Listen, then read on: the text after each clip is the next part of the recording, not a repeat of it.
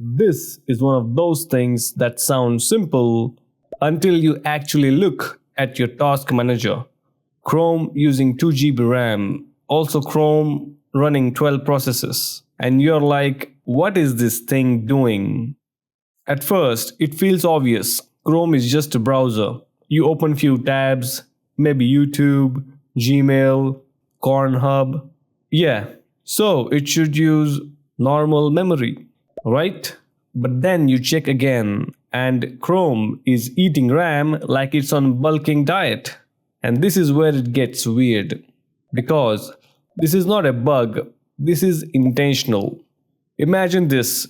Every tab you open is not just a page, it's a separate mini app. Its own memory, its own process, its own little world. Now imagine this. Instead of one big apartment, Chrome builds 50 tiny apartments, and each one says, I'll manage it myself. Which sounds insane until you realize why they did it. Because the internet is slightly cursed. Websites aren't just HTML anymore. They are basically full apps. JavaScript running everywhere, extensions injecting stuff, ads doing things. So Chrome had a choice. Put everything in one process or isolate everything. If everything is in one process, one bad tab crashes and boom, everything dies. All tabs gone, work gone, peace gone. So Chrome went the other way. Isolation.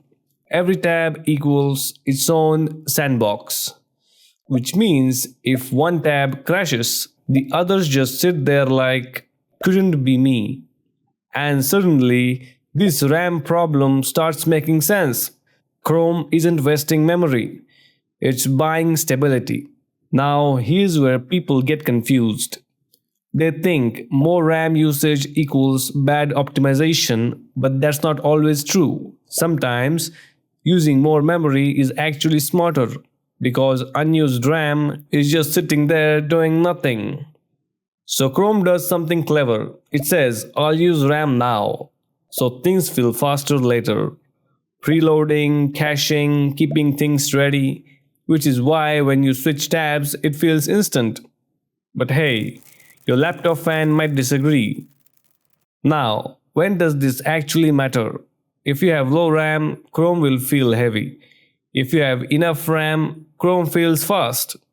So the issue isn't Chrome uses too much RAM, it's Chrome assumes you have RAM to use, which in 2026, with RAM prices, feels a bit optimistic.